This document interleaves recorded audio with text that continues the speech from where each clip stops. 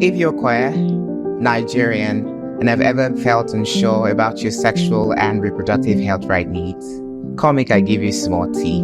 This is the podcast for you. So grab your friends or your headphones and listen, because I did bring you people who are going to help you SabiSRH. This is the SabiSRH podcast brought to you by the Initiative for Equal Rights.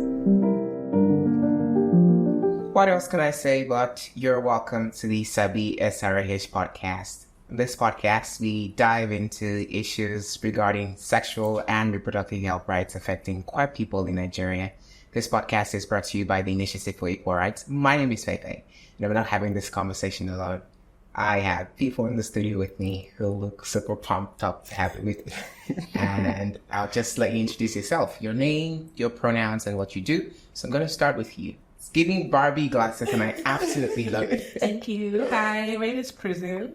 My pronouns are AM, and I am the committee manager at the Initiative for Equal Rights. Good to have you here. Thank you.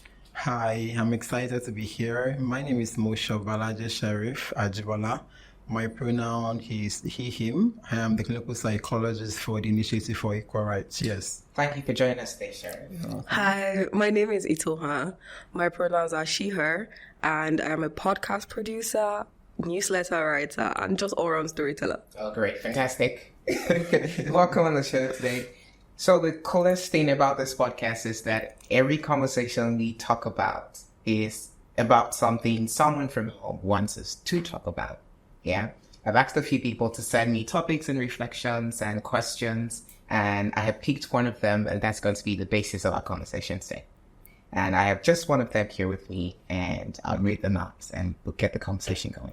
Hello, Sabi Gang. I grew up in a culture and religion where anything outside the norm is unacceptable. I have never been accepted all my life. I've always felt wrong and othered. I've always been told I am wrong by my family and those around me. I'm used to this. Therefore, it's a lot easier for me to stomach that there's something wrong with me. But right now, I am all the more worried, especially about how this whole thing is affecting my sexual and reproductive health. Are they interconnected? I'm looking forward to hearing your thoughts on the matter. Thanks. Okay. I feel like this is a much needed conversation. And that is why on the show today, we are going to focus on the intersection of mental health and sexual and reproductive rights. We're also going to discuss common mental health challenges faced by queer people, including minority stress and internalized stigma. And we will also look at the impact of supportive and unsupportive environments, as well as resources and strategies that are important for maintaining mental health well-being for queer people, especially those living in Nigeria. So I'm going to start with you, Sharif. How can stress and anxiety related to sexual orientation and gender identity affect a person's ability to make informed decisions regarding their sexual and reproductive health, right?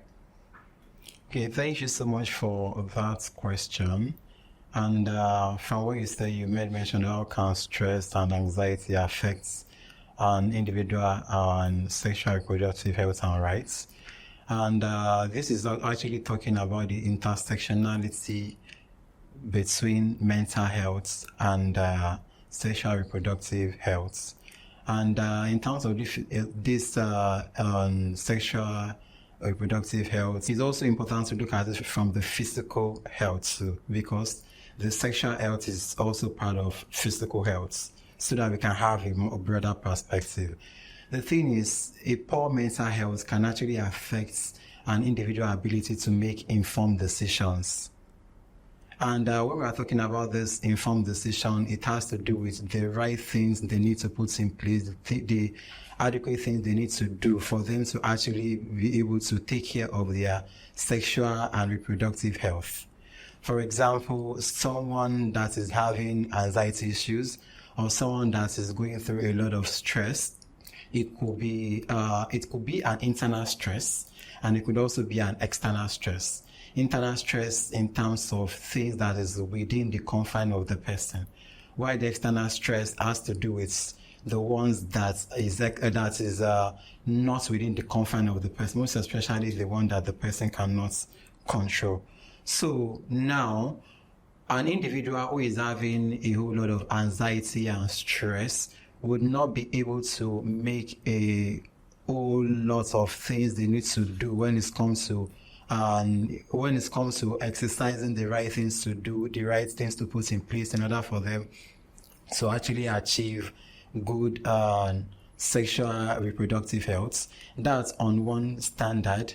And another level also has to do with the aspect of seeking for help, because a lot of persons that go through anxiety and stress, a lot of this thing is usually as a result of the stigma and discrimination that happens in the environment.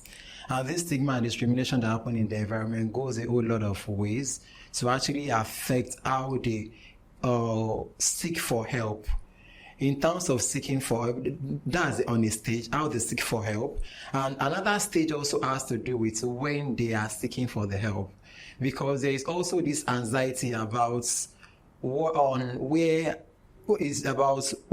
when, and where are the affirming healthcare services that I can be able to tell them my peculiar need. Because as we know, the peculiar need of the community members might not be the same as that of the Gen Pop, because our realities are different.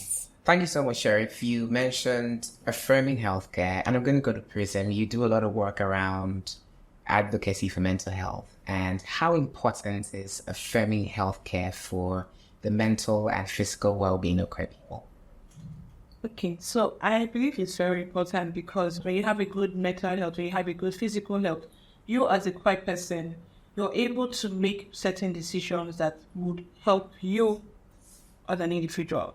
So when you don't have that, when there is no access to healthcare, most times we say, mostly based on poverty. When you don't have these things, you can't do anything.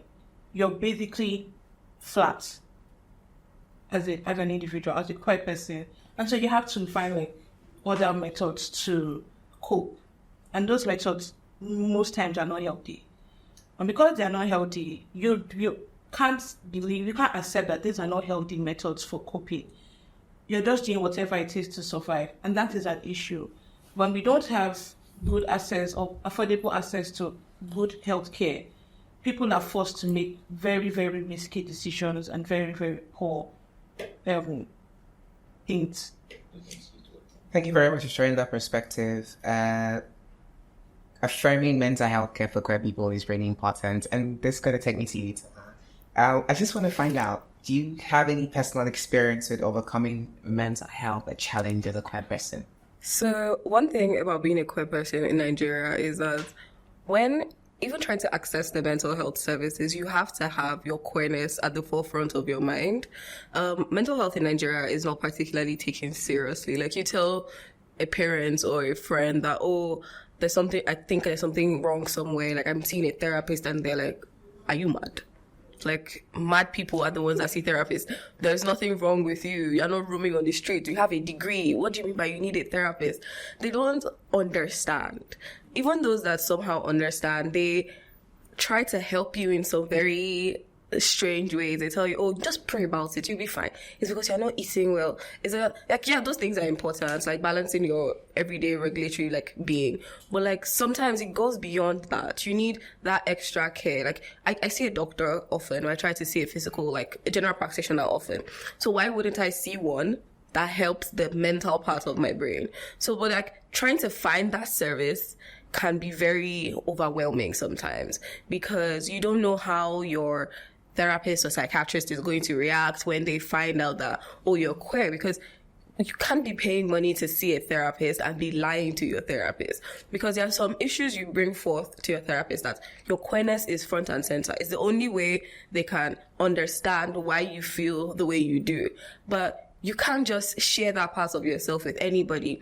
You try to see a therapist and you mention you're queer, and then sometimes it's brief, but you see that judgment in their eyes, and you're worried about the next step they're going to take. You're worried about how they're planning to help you. You're worried that their help, in fact, would be tainted by the awareness of your queerness. So it's a very difficult step, just like acquiring the service. But when you do get that one that sees you for who you are, that understands your being, it feels like so many pieces of your life start to make sense again. Your being is improved. Like every aspect of your life gets into gear because you're now being given the tools that work for you in all ramifications, like every single aspect of you, to help you overcome your day-to-day struggles.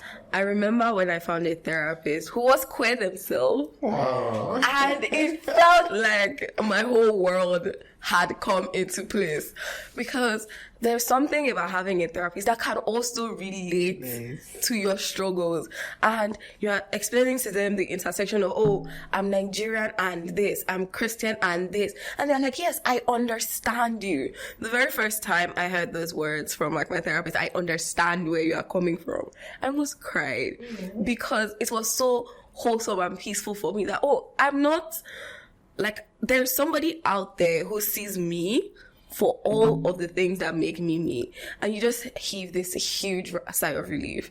And like, life just makes sense. I'm so glad that you had such an experience, like finding a therapist that affirmed you.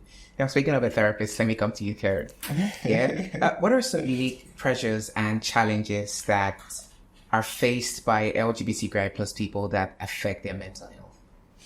Okay, and in terms of the unique experiences of queer persons, based on my own experience, I use the word sexual minority stress.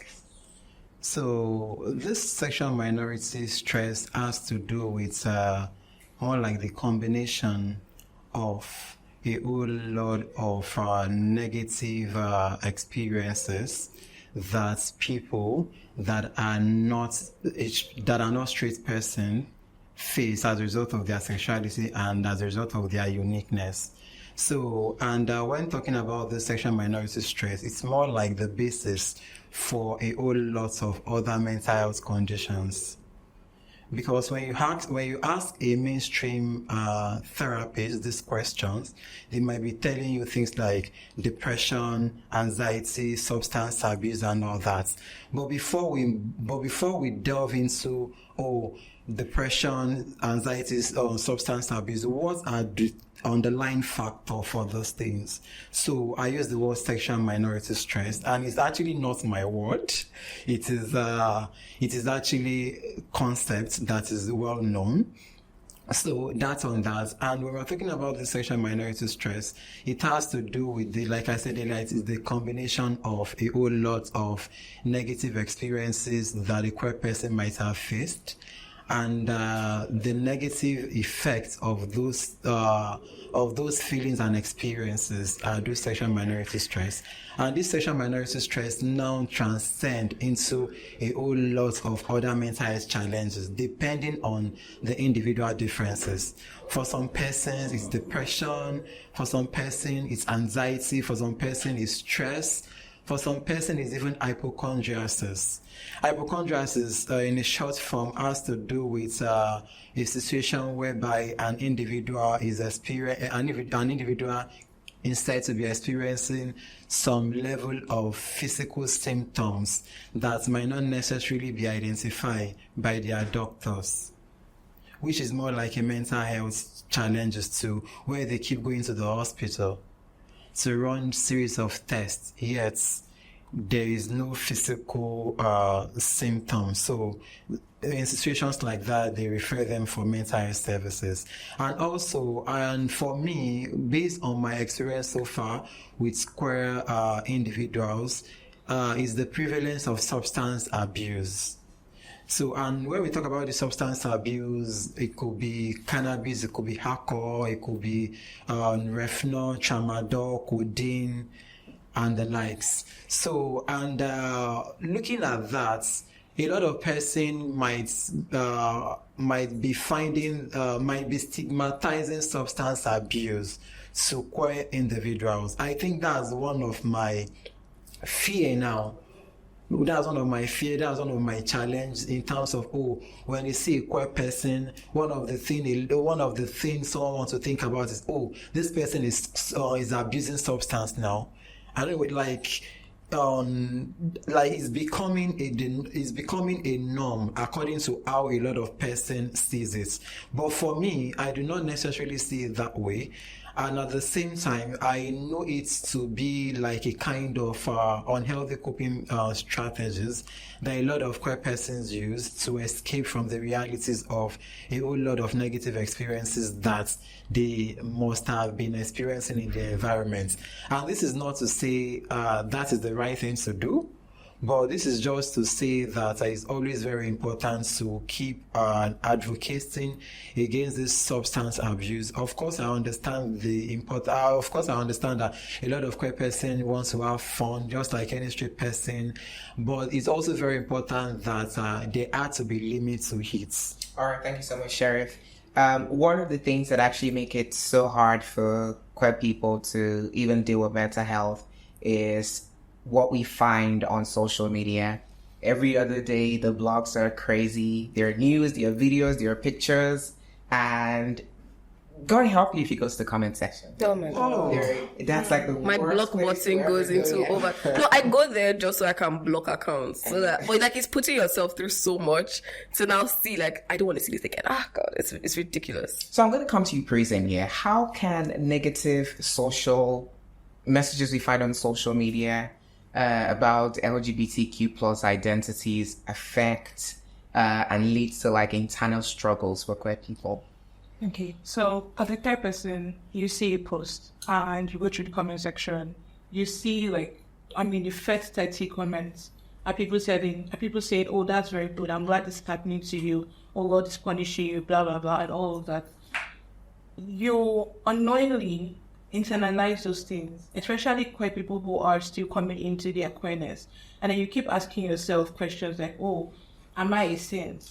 Am I doing something wrong? Is there a problem with me? All of those questions, you start internalizing it. And then the next thing, you start to act like you're not queer because you don't want to feel this way, because you don't want to be this person that someone is saying, God is punishing you, you're going to hellfire. And so when you start to feel that way and you start to tell yourself, maybe I should actually stop being queer, you start to now deny yourself of like your experience and then your identity, and then try to force yourself.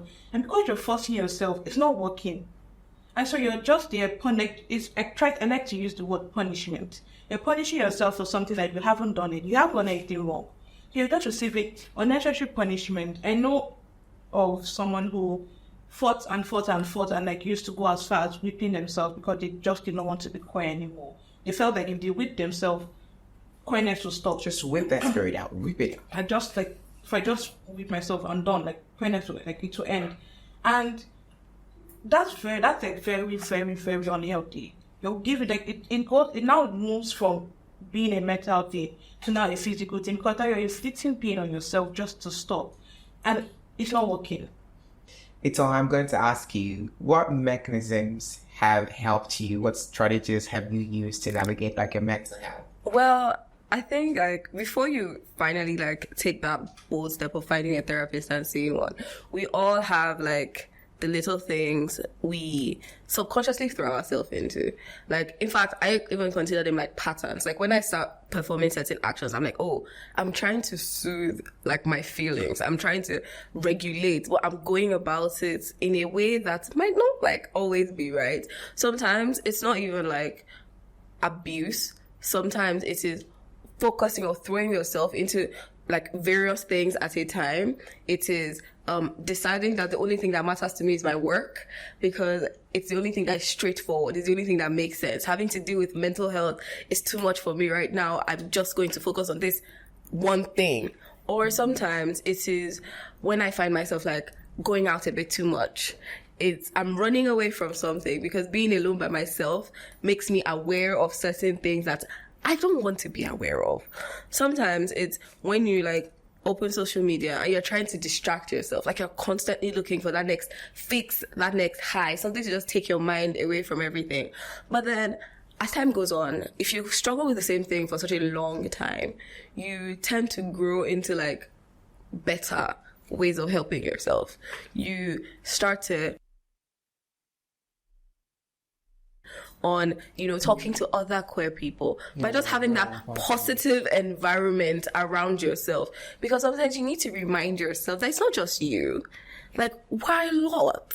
And you have access to these a lot. People who have been there, who have done that, people who are currently going through that. And all of you, like, hold yourself. Community is so important. Even when you have, like, you're using a therapist or a psychologist, you still need community that would hold your hand through it all. Like, if the medication was like a one-time thing, nobody would go back. Like, if you could just take a couple pills and you're automatically fine, hook me, I'm ready.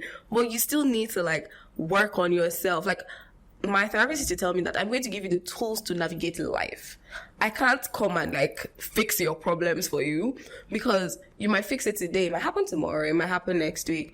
And so you need to be able to constantly handle as life keeps coming. So yeah, you need a community of friends, because you'll do it today, you'll do it tomorrow. Some days are better than others. So you just need your people. So in the course of your response, you mentioned community like 3 times. I'm so sorry. I love my friends. It just shows how friendships and it's the best and having thing. like a supportive environment helps you. So I'm going to ask, are there practical ways that your community has shown up for you? Oh my goodness, I don't even know where to start from. Start from like I think the most recent one was my dad passed, and my dad and I were really close. So I lost it in so many ways, I'm his only child. So, like, we had this special daddy-daughter bond. And when he passed, I took it really hard. I wasn't eating. I wasn't sleeping well. My friends were worried about me, because they know how such a big event can affect someone who's already, like, having a fragile mental state. How something so big can shatter your world. So they took turns calling. Even the ones that were not in the same state with me traveled.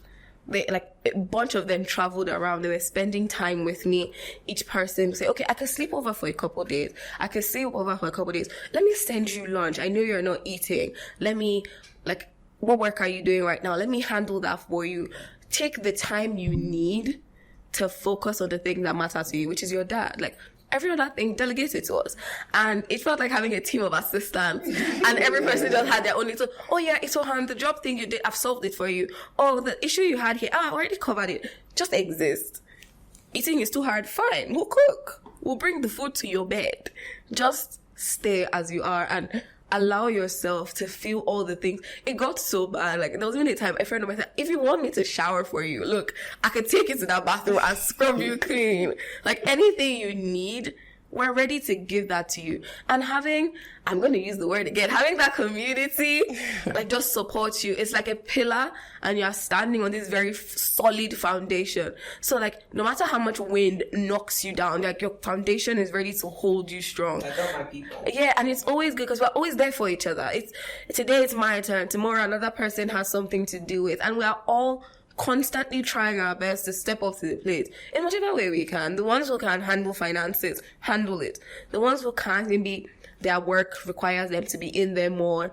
They can do whatever they can. They invite you to places. They stay over. They help you with your work. Anything required to help you move on in the best way possible, they're there for you. I am so glad that you have community and that they've constantly held your hands and walked this journey with you. And I just hope that they continue to do it. I hope so too. I'm going to come to you, Sherrick, now. What resources and strategies are available and can be helpful to help LGBTQ plus people to deal with stress and anxiety and depression? Okay, so in terms of the resources that are available to help the community members deal with all of those things, I would say that I can actually start from someone who is almost losing it. Let me put it that way. And I would say the first thing I always encourage is to seek for professional help. And when seeking for professional help, I always tell my client that I am not here to help you. I remember whenever I say that, they'll be like, what? But when I say the second line, they get to understand better. I'm not here to help you, but I'm rather here to help you to help yourself, because I will not be with you all the time. but whatever strategies, whatever resources that we've been able to identify within you can also be used to help improve you. So this is to say that I as an individual and even professionally, it's believed that every person have their own personal resources, the resilience that have made them cope in the past. And part of what therapy is meant for is actually to help you identify a whole lot of things, a whole lot of your strengths rather, that you might have even forgotten that exists. That's one. And another thing also could be about helping you to gain clarity about some certain things that you might not even be aware of. The thing is, when individuals are going through mental health challenges, there is a way the brain works. The brain automatically wants to focus on the negative parts, where you don't even get to see the silver lining. And you coming to therapy, the therapy would actually help you to be able to see that, oh, there are actually a lot of things I need to be grateful for. I've literally asked a client that, oh, what are you grateful for? And the person said, I am not grateful for anything. But by the time I work with the clients and I was able to finish with that session and the client was given an assignment and the same assignment was given to the clients, this client was able to give me over 50 things, 50 reasons they are grateful. So this is to tell you that individuals have their own personal resources, and that is one of the things that therapy are also meant to be for. And also, I also like to try to be wary of the side effects of therapy. Yes, therapy can actually have side effects, just like medication. So, in summary of this, when I'm talking about side effects of therapy, could be and these side effects can only come when an individual is seeing an unprofessional therapist, because part of the side effect of therapy could be a client being over dependent on their therapist, where they are not able to make decisions alone without the presence of their therapist. I'm giving you the resources to be able to do things yourself, because this session might not actually be going on forever. We need that short period for you to be able to harness this self-resources skill so that you can be able to get better and do better on your own. And in case you have any other concern, you can always come back. So from what I'm getting from what you're saying is one very helpful strategy is for people not to be dependent on their therapist. I know that you work at the Initiative for Equal Rights. Could you just tell us how people can access therapy and how they can maybe book a session? It's all over our social media platform. It's on our website. There is a particular page where you can just see therapy, and even you can just use Google Form and type TS therapy. Oh, even easier. It's that easy. That's so cool. TS therapy. So anybody can actually book on that. And of course, our focus has always been for sexual minorities, because that is our priority. Thank you so much, Sherry, for sharing that. Now more than ever before, I am glad that, especially now in Nigeria, we're having conversations about therapy. But then putting the mix of quietness and therapy together makes it a lot more harder. There are a lot of judgmental spaces. How do you think we can create safe spaces for queer people to be able to talk about their mental health, especially as community members? I want you to share your thoughts on that. Okay, so I think firstly, to also portray that point of community, have a group of friends that are like-minded, that not only are like-minded, that will hold you accountable when you sleep. And you have that, you can now look at safe spaces such as gatherings of people who are, in quotes, safe, where you can relax and know that you are at home. There's no judgment. There's nobody asking you, oh, why you dress like that, or why you looking this way. I also like to say that your safe space can be yourself. Because if you're done fighting everybody and then you come back home, it's just you and your thoughts. So if you have positive ways, I wanted to also say that I'm not really comfortable with the word substance abuse, because what exactly is substance abuse? What is enough for me might not be enough for you. So what really is substance abuse? Anyway, I think that would be like a conversation we'll dive deep into it in another episode. But I just want to come back to Isla and say that, do you have any last thoughts to like share? Because we are rounding up the conversation. One thing I like to say is that like having like therapy, like you said, it's not all that's going to be there to fix you, in quotes. You need a lot of other resources, especially as a queer person. There are certain things that would improve the quality of your life. And it's one of those things to like invest in those things.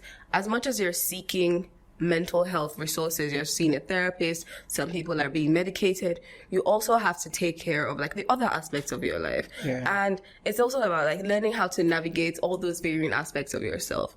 It is understanding that, okay, I am acting a certain way, not just because of this underlying mental health issue, but because of the queerness. It's understanding the intersect between both parts on your actions and inactions, and able to stop yourself like, okay, look, at this time, this is not just like it's not a me problem. There are already factors that are stacked against me beyond my control. Sometimes you have to catch yourself when you're falling down that rabbit hole of worthlessness and self-doubt. You have to remember that you're doing the best you can. There are already some systems that just don't want you to succeed, but you also need to like give yourself a little praise from time to time. Like, I'm working in a system that is against me from the jump, and I'm doing well. Like, Even like David and Goliath. Exactly, like with Nigeria being Goliath. And you just have to like hold your family and your friends and whatever resources you have in your little slingshot, and you're like, So every time like it comes against you, you're like, I have the weapon and I can fight it. So it's all of those things together. Thank you so much. This has been a very fun conversation. Just on a lighter note, you guys gave me and ate me up. Everybody has their glasses. But next time, I'm going to come prepared. We've had a very, very wonderful conversation. We've explored resources and strategies that are available for queer people to deal with mental health. The conversation can keep going. Remember, you can find resources on www.theinitiativeforequalrights.org, and also follow TS across all social media platforms at TS Nigeria. Until another episode, my name is Fekfek. This has been the SabiSRH podcast. Thank you.